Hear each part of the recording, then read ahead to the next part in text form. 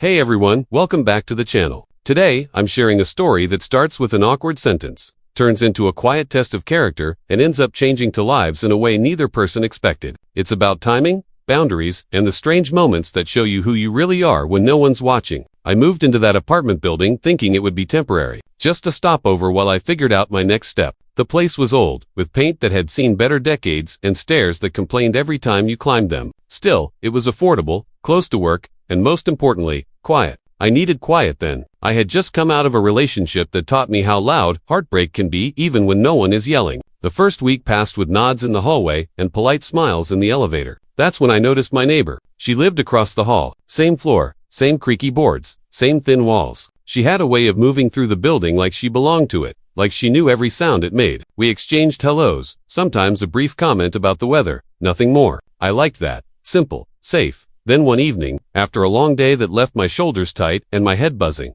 I ran into her by the mailboxes. She was laughing at something on her phone, a small, honest laugh that made the hallway feel warmer. We talked, just a little, about work, about how the building never fixed anything on time, about how the lights flickered like they were nervous. It was easy, too easy, maybe. Days turned into weeks, and those hallway chats became longer. We talked about books, music, the weird comfort of routine. I learned she cooked to relax, and I admitted I burned toast when I tried too hard. She teased me for it, and I pretended not to be offended. Sometimes we shared coffee on the steps outside, the city humming around us like background music to a conversation that didn't need an audience. One night, as the sky leaned into purple and the streetlights blinked awake, she looked at me in a way that made the air feel different, not heavy, just charged. She tilted her head, studying me like a puzzle she'd almost solved. Then she said it, calmly, casually, like she was asking about the weather. "You seem to be good in bed," she said. "Are you married?" Time slowed down in that way. It only does when your brain is racing to catch up with your ears.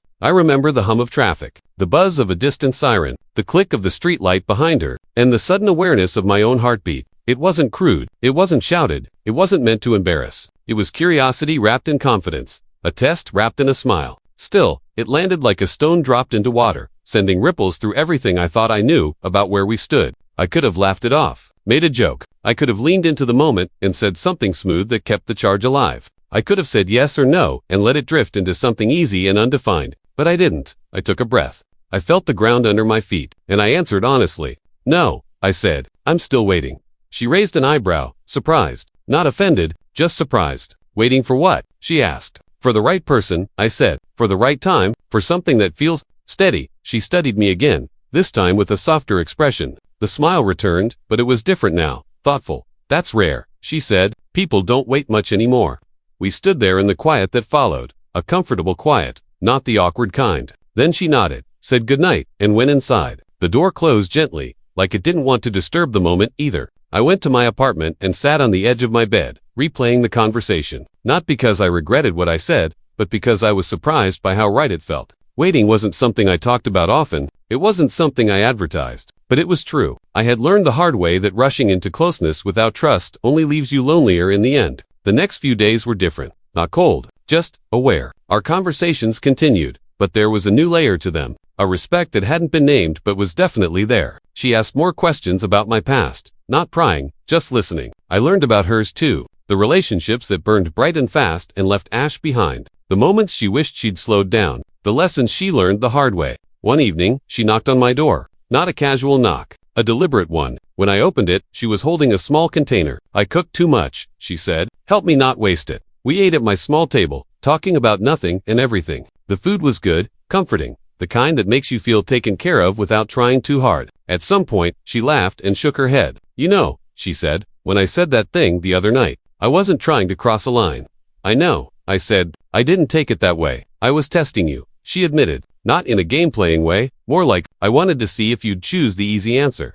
"And did I pass?" I asked, half smiling. She looked at me, really looked at me. "You surprised me," she said, in a good way. From that night on, we took things slow, slower than either of us was used to. We went on walks without destinations. We shared playlists. We sat on the floor with takeout and talked about fears we usually kept locked away. There were moments when the pull between us was strong, undeniable, but we didn't rush it. We let it breathe. Waiting, I realized, wasn't about denial. It wasn't about pretending desire didn't exist. It was about choosing intention over impulse, about building something that could carry weight instead of collapsing under it. Weeks passed, then months. Our neighbors probably thought nothing of it, just two people who got along. But for us, it was everything. Every small moment mattered because we let it matter. Every boundary we respected made the connection stronger, not weaker. One night, sitting on the roof of the building, watching the city lights flicker like stars brought down to earth, she leaned her head on my shoulder. "I'm glad you said what you said," she whispered. "So am I replied. "Do you ever get tired of waiting?" she asked.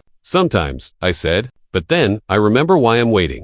She smiled, and in that smile was understanding. Not pressure, not expectation, just a shared sense of direction. When the time finally came, it wasn't rushed or dramatic. It was quiet and certain, built on conversations and trust and patience. Built on a moment in a hallway when an unexpected question met an honest answer. Looking back, I realized that one sentence could have sent our story down 100 different paths. But the path we chose was the one that led to something real, something steady. So if you ever find yourself in a moment like that, where the easy answer is tempting, but the honest one feels truer, don't be afraid to wait. Waiting isn't empty. Sometimes, it's full of possibility. If this story resonated with you, take a second to like the video and share it with someone who believes in doing things the right way, even when it's not the fastest way. And as always, thanks for being here.